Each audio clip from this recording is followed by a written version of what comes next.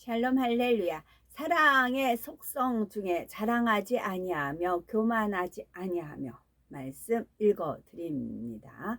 누군가를 사랑하는 사람은 자신의 이야기보다 그 사람에 대한 이야기를 더 많이 하며 행복해 하듯이 갓 예수님을 영접하고 나면 언제 어디서 누구를 만나든지 예수님에 대한 이야기를 많이 합니다. 또한 성령을 받으면 내가 죄인이었구나, 아무것도 아닌 나를 위해 주님께서 십자가에 달려 돌아가셨구나 하고 깨달으면서 마음이 겸손해지며 범사에 오직 주님만을 자랑하고 늘 겸손하지요. 반면에 자신을 자랑하려 하거나 교만한 사람이 있다면 이는 그만큼 영적인 사랑이 없다고 할 수가 있습니다. 처음 주님을 만났을 때처럼 한결같이 겸손한 마음으로 주님을 사랑하셔서 시편 44편 8절 우리가 종일 하나님으로 자랑하였나이다 한 고백처럼 겸손히 하나님만을 자랑하는 우리가 되어야 되겠죠. 사랑은 자랑하지 아니하며 사전을 찾아보면 자랑이란 자기 자신 또는 자기와 관계 있는 사람이나 물건, 일 따위가 썩 훌륭하거나 남에게 칭찬을 받을 만한 것임을 드러내어 말하는 것이라고 설명이 되어 있습니다. 자랑한다는 것은 간단히 말해서 자기를 드러내는 것, 자기를 내세우는 것을 말합니다. 사람들은 대개 남보다 더 나은 분야가 있으면 자랑하고 싶어 합니다. 이는 많은 사람들 가운데 드러나 인정받으며 칭찬받고 싶어 하기 때문이지요. 어떤 사람은 좋은 집, 좋은 차 등 자신의 부유함을 과시하려 합니다. 또 어떤 이들은 학벌이나 지위, 외모 등 남들보다 조금이라도 나은 것이 있으면 그것을 내세우는 것을 볼 수가 있지요. 이렇게 자기 자랑을 잘하는 사람들은 대부분 다른 사람이 잘하는 것을 인정하고 칭찬하는 데에는 몹시 인색한 것을 봅니다. 남이 드러나는 만큼 자신이 가려지기 때문에 어찌하든 상대를 깎아 내리려고 하지요. 그러다 보면 자랑이 다툼을 일으키기도 합니다. 이처럼 자랑하는 마음은 진정한 사랑과는 거리가 먼 마음이라는 사실이지요.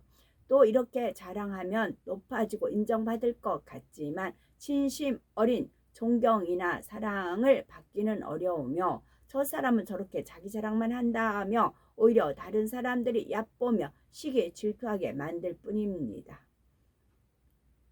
그런데 주 안에서의 자랑은 해도 마땅한 자랑입니다. 고린도후서 10장 17절 자랑하는 자는 주 안에서 자랑할지니라 하신 대로 주 안에서 자랑한다는 것은 얼마든지 해도 좋은 하나님 앞에 합당한 자랑입니다. 간증은 대부분 주 안에서 자랑이지요. 갈라디아서 6장 14절 사도 바울이 그러나 내게는 우리 주 예수 그리스도의 십자가 외에 결코 자랑할 것이 없으니 고백한 것처럼 구원해 주시고 천국을 주신 주님을 자랑하는 것입니다. 죄로 인해 영원히 죽을 수밖에 없었는데 십자가에서 죄값을 치러주신 주님으로 인해 영생을 얻었으니 얼마나 감사한 일입니까? 또 많은 분들이 자신의 삶 속에서 살아계신 하나님을 만나고 체험한 일을 간증합니다. 잠언 8장 17 하나님께서는 나를 사랑하는 자들이 나의 사랑을 입으며 나를 간절히 찾는 자가 나를 만날 것이니라 말씀하십니다. 많은 분들이 이 말씀대로 하나님을 사랑하는 행함과 하나님을 간절히 찾는 행함을 보았을 때 질병을 치료해 주시고 물질의 축복을 주시며 화평한 가정을 이루어 주시는 간증들이 나오는 걸 볼 수가 있습니다. 이처럼 주 안에서 자랑을 하면 하나님께는 영광을 돌리게 되고 형제 자매들에게는 은혜를 끼쳐서 믿음과 생명을 심어주게 될 뿐 아니라 하늘나라에 상급이 쌓이게 되고 마음의 소원도 더 신속히 응답이 됩니다. 그런데 이러한 주 안에서의 자랑도 잘 분별해서 해야 합니다. 하나님께 영광 돌리는 것 같은데 사실은 자신을 드러내고 자랑하는 경우가 있기 때문이지요. 예를 들어서 어떤 큰 축복이나 응답을 받았다며 겉으로는 하나님께 영광 돌립니다 라고 말하지만 은연중에 내가 선하고 똑똑해서 이렇게 행했기 때문에 응답받고 축복받을 수 있었다고 윽쓱해 합니다. 어떤 일꾼들은 하나님의 일을 이룬 후에 말로는 오직 하나님의 능력으로 이룬 일입니다 라고 고백을 하지만 은근히 나는 이처럼 성령의 음성 주관을 밝히 듣는다 하며 자신을 드러내는 경우가 있습니다. 이 일의 공로를 자신에게 돌리는 것이지요. 이런 경우 겉으로는 하나님께 영광 돌리는 듯 보여도 성령의 역사는 속일 수가 없기 때문에 때가 되면 그 열매가 드러나는 것을 볼 수 있습니다. 즉 사단이 송사하기 때문에 자신을 자랑한 결과가 열매로 드러납니다. 충성되고 성령의 음성을 잘 듣는다고 하던 일꾼이 이런저런 시험 환난을 당하기도 하고 자신을 알아주지 않는 것 같으면 주님을 떠나기도 하여 오히려 하나님의 영광을 가립니다. 이처럼 사람이 자기를 드러내고 자랑하면 결국 부끄러움만 남는다고 해도 자랑하고 싶어하는 이유는 이 생의 자랑이 자리 잡고 있기 때문입니다. 이 생의 자랑이란 현실의 모든 향락을 쫓아 자기를 드러내기 위해 자랑하는 속성이지요. 요한 1서 2장 15, 16절 이 세상이나 세상에 있는 것들을 사랑치 말라. 저 세상이나 라고 되어 있지 않아요. 이 세상이에요. 저 세상에 있는 게 아니고 이 세상, 우리가 머물고 있는 이 세상. 이 세상이나 세상에 있는 것들을 사랑치 말라. 누구든지 세상을 사랑하면 아버지의 사랑이 그 속에 있지 아니하니 이는 세상에 있는 모든 것이 육신의 정욕과 안목의 정욕과 이생의 자랑이니 다 아버지께로 쫓아온 것이 아니요 세상으로 쫓아온 것이라 말씀하십니다. 곧 이생의 자랑은 세상을 사랑하는 마음에서 비롯되는 것이므로 사랑하는 마음에는 그만큼 하나님에 대한 사랑이 없는 것입니다. 따라서 마음에 참 사랑을 이루려면 마음에서 이생의 자랑을 뽑아 버려야 합니다. 아무리 자랑할 것이 많은 사람이라도 이 세상에 영원히 살 수 없습니다. 길어야 몇십 년인 삶이 다 지난 후에는 천국 또는 지옥에 가게 되지요. 예를 들어서 아무리 이 땅에서 많은 재물을 가졌다 해도 천국에 가면 발로 밟고 다니는 길조차 금이니 천국에서 누릴 풍요와는 비교할 수가 없지요. 그런데 만약 천국에 못 가고 지옥에 간다면 그 이 땅에서 아무리 큰 부와 지혜, 지식과 명예와 권세를 누렸다 한들 그것이 무슨 자랑이 되겠는지요. 저도 이 세상에 머물고 있고 이 땅에 머물고 있습니다. 그러면 한순간에 이제 말씀에 완전히 사로잡히지 않으면 붕 뜰 수가 있어요. 다른 것이 눈에 들어온다거나 연력근심할 수가 있어요. 그럴 수가 있어요. 그럴 때 딱 제동 장치가 있어요. 그거는 정신병원에 있었을 때를 주님께 딱 떠올려서 맞다 나 거기 있었지. 정신 언제 풀어줄지도 모르고 보호자가 사인 안 하면 못 나가는 겁니다. 그 상황 내일이라는 건 없었지. 물론 저는 비전이 있었죠. 비전이 있었고 거기서 그 안에서 하나님께서 이제 함께 하시는 역사가 있었고 뜻한 바가 있었고 영적인 게임이라는 게 있거든요. 그런 것이 있었고 이제 그러긴 있었지. 영적인 건 있었어요. 육적으로 생각하면 바깥바람 언제 쐬야 되나 그런 늘 이제 유니 그 병원에 있는 옷 있죠. 그 옷 한 가지만 입고 이제 그렇게 되어 있는 삶을 살았었던 경우가 있었지요. 내적으로는 행복했지만 외적으로는 그렇습니다. 그때 상황을 떠올려 주세요. 맞다. 저 거기 있었지요. 그러면 모든 것이 감사 은혜가 되어집니다. 그런 상황으로 이렇게 저를 주님께서 떠올려 주시지요. 제동장치입니다. 그렇다면 감사. 오늘 하루 살아갈 수 있음에 감사. 그렇게 되죠. 거기는 이제 볼펜 같은 것도 못 쓰게 돼 있어요. 그 볼펜 같은 걸로 해서 자해를 하거든요. 그러니까 그런 것도 용납이 안 돼요. 근데 지금은 뭐 이제 자유롭지요. 그래서 합니다. 이지요.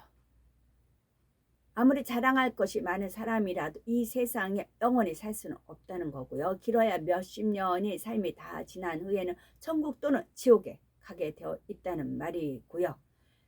예를 들어서 아무리 이 땅에서 많은 재물을 가졌다 해도 천국에 가면 발로 밟고 다니는 길조차 금이니 천국에서 누릴 풍요와는 비교할 수 없다는 말이고요. 만약 천국에 못 가고 지옥에 간다면 이 땅에서 아무리 큰 부와 지식과 명예와 권세를 누렸다 한들 그것이 무슨 자랑이 되겠는지요. 우리 예수님께서도 마태복음 16장 26절 사람이 만일 온 천하를 얻고도 제 목숨을 잃으면 무엇이 유익하리요? 사람이 무엇을 주고 제 목숨을 바꾸겠느냐 말씀하십니다. 이처럼 세상의 자랑거리는 결코 영원한 생명도 영원한 만족도 줄 수 없고 오히려 헛된 욕심을 불러일으키므로 멸망의 길로 가는 지름길이 되기도 합니다. 이런 사실을 절절히 깨닫고 천국에 대한 소망을 마음 가득히 채워나가면서 이 생의 자랑을 뽑아버릴 수 천국에 대한 소망을 마음 가득히 채워나가면 이 생의 자랑을 뽑아버릴 수 있는 힘이 옵니다. 이 생의 자랑을 뽑아낼 수 있는 힘이 오는 것은 어디서요? 천국에 대한 소망을 마음에 가득히 채워나가면 이 생의 자랑은 뽑아낼 수 있는 힘이 옵니다. 그럼 이 생의 자랑을 뽑아버리기 싫다는 것은 천국에 대한 소망이 없다는 거지요. 이 땅이 좋아하는 것이지요. 그래서 이 생의 자랑을 뽑아버리고 싶다. 그런 힘을 받고 싶다 하면 천국에 대한 소망을 마음 가득히 채우시면 됩니다. 이는 바로 이 생의 자랑을 다 벗어버리면 오직 우리 주님만을 자랑하게 되며 이 세상의 것들이 자랑스러운 것이 아니라 장차 천국에서 누릴 영원한 영광이 더 자랑스럽게 느껴지기 때문입니다. 또한 영원한 생명을 주시고 천국을 주신 주님을 뜨겁게 사랑하게 되면서 날마다 자랑하게 되죠. 그러면 이전에는 몰랐던 기쁨이 날마다 흘러 넘칩니다. 제가 전에도 비유했는데 계단을 올라가다 하면 착착착 올라가다가 이렇게 정지가 있지요. 그 난간이 있고 다시 또 올라가지요. 그러다 보면 이제 하나님께서 이렇게 훈련하신 그 이제 주의 종님들 중에 이제 연단의 그런 고리들이 이렇게 있는 게 있어요. 연단을 받기 위해서 많은 것을 이렇게 이제 그 앙금이 이제 들춰지는 그런 모습들이 있어요. 그러면 저는 힘들어요. 저러다 변질되면 어떻게 할까? 이제 깨끗함과 진실함에서 떠나면 부패할까? 이제 그 말씀. 그러면 어떻게 될까? 그런 케이스를 저는 너무나 많이 봐왔기 때문에 그런 앙금의 모습이 이제 이렇게 보이면 그래요. 버거워요, 저는. 이제 그럴 때는 저는 그래서 하나님께서 저는 천국에 가면 이제 제 후원 비원 자연과 천사들에 둘러 있다고 말씀을 드렸죠. 그 생각을 하면 이제 얼른 이제 행복함이 이제 와 옵니다. 그러면 천사들하고 이제 이렇게 생긴 게 하프였더라고요. 그 이제 천사 구름으로 천사 형상이 이렇게 된 것이 있었거든요. 애기 천사였어요. 구름으로 보였는데 그게 하프였더라고요. 하프가 그러니까 크고 작고 그런 게 있었는데 왜냐면 커다란 하프를 이게 천사 한 거는 또 구름 사진으로 있었거든요. 근데 애기 사진은 또 이래서 이게는 하프 아닌 줄 알았더니 같은 종류였더라고요. 그래서 그런 천사들하고 자연하고 물고기, 새, 다람쥐, 사슴 그런 행복함은 천국을 바라보면 이 땅이 이제 눈에 안 들어오는 거죠. 주로 이제 저는 이제 많은 분들이 영으로 온영으로 들어가기를 원하니까 그럼 거기서 영원한 행복이니까 더 이제 침노해서 들어오기를 원하지요. 근데 이제 버리지 않고 누적되어 있고 앙금이 갈아 있는 거 본인들은 이제 모르세요. 말씀을 물을 쭉 따르면 이게 이제 그 앙금을 가라앉히는 게 보니까 그래요. 물이 이렇게 담겨 있으면 가라앉을 때가 앙금이 쭉 가라앉을 기다려야 돼요. 그래서 물을 쭉 따라내요. 그래 밑에 앙금이 가라앉거든요. 그 물이 있을 때는 앙금이 있는지 몰라요. 하나님 말씀 속에 있다가는. 근데 연단을 하려면 그 앙금을 들추려면 그렇게 되는 거지요. 그런 케이스가 좀 다시 또 도래를 했습니다. 그래서 씁쓸름하지요. 저는 안 돌이키니까. 저러다가 부패하면 어쩌지 하는 그런 염려가 있지요. 근데 신문대로 거둔다는 말씀도 있지만, 그래서 제가 계속 말은 던지는데, 던지고 제가 다시 한번 카톡을 들으죠. 그러면 어떤 분을 떠올려 주셔서 말을 던집니다.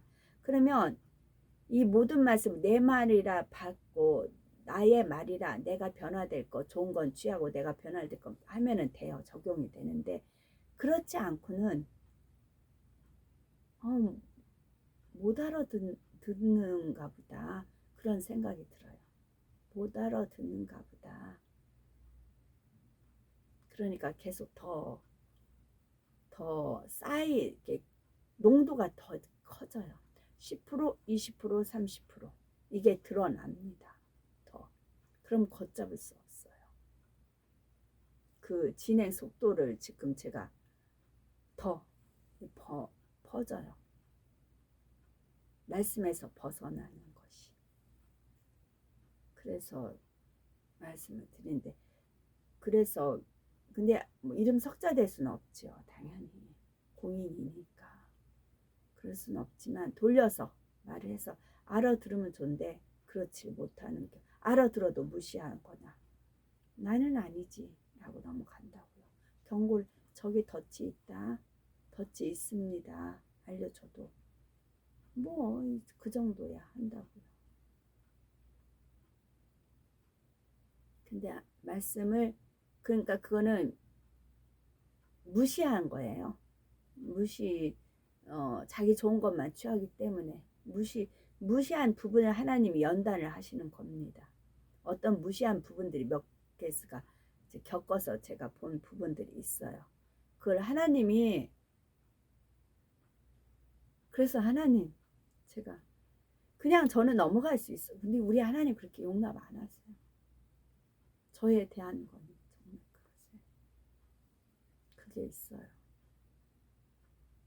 그래서 사랑은 교만하지 아니하며, 교만이란 남을 나보다 낮게 여기지 못하고 무시하는 것, 내가 모든 면에서 남보다 더 우월하다고 여기는 것입니다. 교만한 사람은 자기 위에는 사람을 두지 않습니다. 곧 자기 자신을 제일로 여김으로 매사에 상대를 무시하고 얕잡아 보며 가르치려 합니다. 보통 자신보다 못해 보이는 상대에게 이렇게 교만한 태도를 취하기가 쉽지요. 그런데 교만이 심한 경우에는 자신을 가르쳐주고 이끌어준 사람이나 질서상 자신보다 높은 사람까지 무시합니다. 윗사람이 어떤 권면이나 지적을 해주어도 잘 들으려 하지 아니하며 오히려 권면하는 상대를 가르치려 하기도 하는 것입니다. 이런 상대와 대화를 하게 되면 곧잘 변론이 일어나고 더 나아가 다툼이 일어나기도 합니다. 이에 변론에 대해 디모데후서 2장 23절 어리석고 무식한 변론을 버리라, 이에서 다툼이 나는 줄 알미라 말씀합니다. 이처럼 자신만 옳다고 생각하는 것 자체가 얼마나 어리석고 선하지 않음을 깨달아야 합니다. 사람들은 저마다 양심이 다르고 지식도 다릅니다. 각자 살아오면서 보고 듣고 체험하고 가르침 받은 것이 다 다르기 때문이지요. 이렇게 입력되는 지식들 중에는 잘못된 것도 많고 스스로가 엉뚱하게 입력해 버린 것도 있습니다. 이런 것들이 오랜 세월이 걸쳐 단단하게 굳어지면 옳고 그름을 판단하는 기준이 되는 자신만의 의와 자신만의 틀이 만들어집니다. 사람의 생각은 대개 의와 틀에서 나옵니다. 그러니 각 사람이 옳다고 주장하는 것들 중에는 옳지 않은 것들이 많이 있는데도 마음이 교만하면 자신이 틀려도 그것을 선뜻 인정하지 못하고 변론을 하는 것입니다. 변증법을 쓴다고 표현을 하셔요. 변증법을 쓰는 거다라고 알려주셔요. 반면에 겸손한 사람은 설령 자신의 주장이 맞고 상대가 틀리다 해도 변론하지 않으며 굳이 상대를 누르려고 하지 않습니다. 겸손한 사람의 마음에는 그만큼 상대를 높이기 원하는 영적인 사랑이 임해 있기 때문이지요. 상대를 진정 사랑하면 어찌하든 상대를 높이려 하고 아껴주려고 하지 결코 남을 무시하거나 이기려 들지 않습니다. 가난하든 배움이 적든 자신보다 힘이 약하든 진심으로 상대를 자신보다 낮게 여기며 상대가 어린 아이라 해도 그 마음을 배려해 줍니다. 모든 영혼은 주님이 핏값으로 사실 존귀한 영혼이라는 사실을 마음 중심에서 깨달아 알기 때문이지요. 또한 영적인 사랑을 이루는 만큼 겸손하신 주님의 마음을 그대로 담게 됩니다. 주님은 십자가에서 죽으시기까지 자신을 낮추셨고 제자들의 발을 씻기시며 낮아짐의 섬김의 본을 보이셨습니다. 우리 모두 이런 주님의 모습을 마음 깊이 새기셔서 빌립보서 2장 3절에 아무 일에든지 다툼이나 허영으로 하지 말고 오직 겸손한 마음으로 각각 자기보다 남을 낮게 여기라 하신 말씀대로 모든 일에 누구를 대하든지 겸손히 행하실 수 있는 우리가 되어야 되겠습니다. 그런데 눈에 띄게 자신을 드러내고 뽐내고 남을 무시하는 등 비진리의 행함들이 겉으로 확연히 드러나는 교만은 쉽게 발견이 됩니다. 이런 교만은 육적인 교만이라고 하는데 이런 육적인 교만은 주님을 영접하고 진리를 알게 되면 대부분 빨리 벗어버립니다. 그러나 교만이라는 죄성을 마음에서 온전히 뽑아버린 것은 아니기 때문에 신앙생활을 하다 보면 다시 교만이 틈타기도 합니다. 신앙생활을 오래 하면 많은 말씀을 들어 압니다. 직분이나 사명을 받기도 하고 머리가 되다 보면 말씀을 많이 들어서 아는 것을 마치 말씀을 마음에 다 이룬 것처럼 착각함으로써 나는 이만큼 이루었다, 나는 옳다 생각합니다. 그래서 들어 아는 말씀으로 상대를 지적하고 판단, 정죄하면서도 자신은 진리로 옳고 그름을 분별하는 것이라 생각합니다. 또 어떤 일꾼들은 마음이 높아져서 자신의 유익을 쫓아 꼭 지켜야 할 교회 규범이나 반드시 밟아야 하는 절차 등을 무시하기도 합니다. 이는 명백히 교회의 질서를 파괴하는 행동인데도 나는 이만한 위치에 있으니 괜찮다, 나는 예외다 라고 생각을 하지요.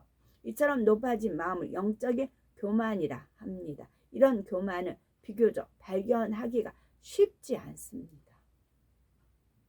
앙금처럼 가라앉은 것을 그래요. 이처럼 높아져서 하나님의 법과 질서들을 무시하면서 하나님을 사랑한다 하면 이는 참이 될 수 없습니다. 다른 사람을 판단, 정죄하는 마음 또한 진정한 사랑의 마음이라 할 수가 없으며 진리는 상대에 대해 오직 좋은 것만 보고 듣고 말하는 것입니다. 또한 하나님께서는 야고보서 4장 11절에 형제들아 피차에 비방하지 말라. 형제를 비방하는 자나 형제를 판단하는 자는 곧 율법을 비방하고 율법을 판단하는 것이라. 네가 만일 율법을 판단하면 율법의 준행자가 아니오 재판자로다 하고 상대를 비방하지 말라 분명히 말씀하셨습니다. 상대의 부족한 모습을 보았을 때 판단하고 정죄하는 마음이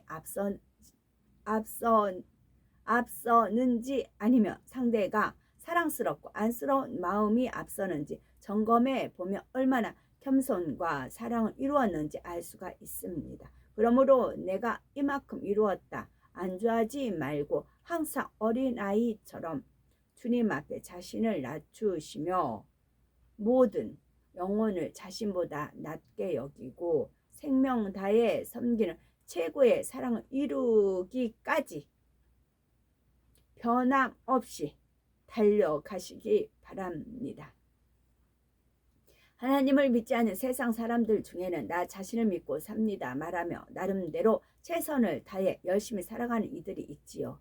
그런데 세상에는 태풍이나 지진 등 큰 자연재해나 갑작스런 재난 앞에서는 속수무책인 경우가 많으며 또 의학으로 치료할 수 없는 병으로 고통에 직면하게 되는 경우가 많이 있습니다.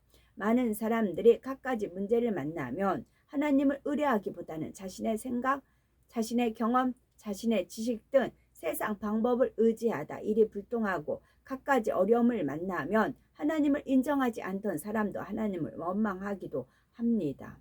이는 사람의 마음에 있는 교만함 때문인데 이로 인해 자신의 부족함과 자신의 연약함을 인정하지 못하고 겸손히 하나님을 인정하지 못하는 것입니다.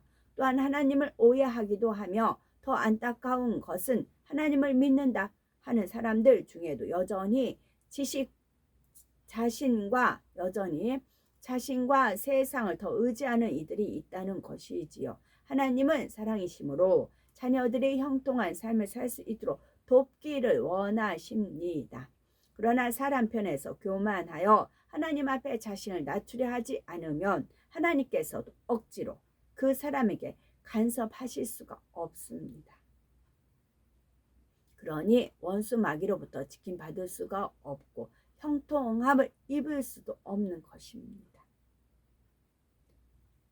교만하여 하나님 앞에 자신을 낮추려 하지 않으면 하나님께서도 억지로 그 사람에게 간섭하실 수가 없습니다.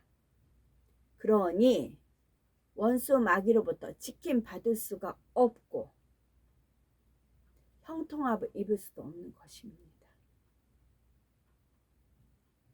잠언 18장 12절. 그러니까 형통과 불통.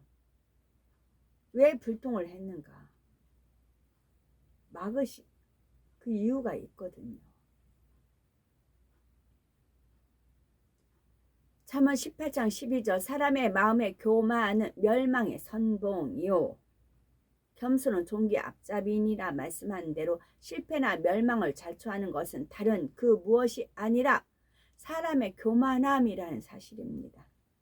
실패했을 경우 잠언 22장 4절 여호와의 경외함의 보응은 재물과 영광과 생명이니 말씀하셨으니 늘 겸손히 사랑의 하나님 전지전능하신 하나님을 믿고 의지하셔야 되겠습니다.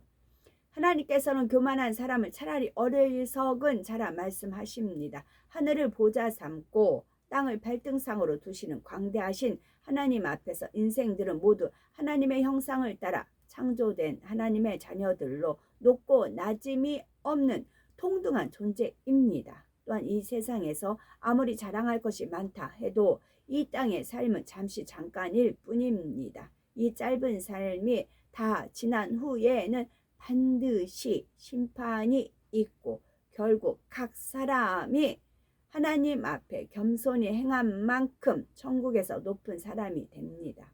야고보서 4장 10절 낮추라 그리하면 주께서 너희를 높이시리라 하신 대로 주님께서 높여주시기 때문입니다. 우리 모두도 날이 갈수록 더 낮아짐으로 오직 주님만을 자랑하고 모두를 섬기시기 바랍니다. 그래서 아름다운 천국 새 예루살렘 아버지 보좌에 가까이 나가신 우리가 되어야 되겠습니다. 아멘.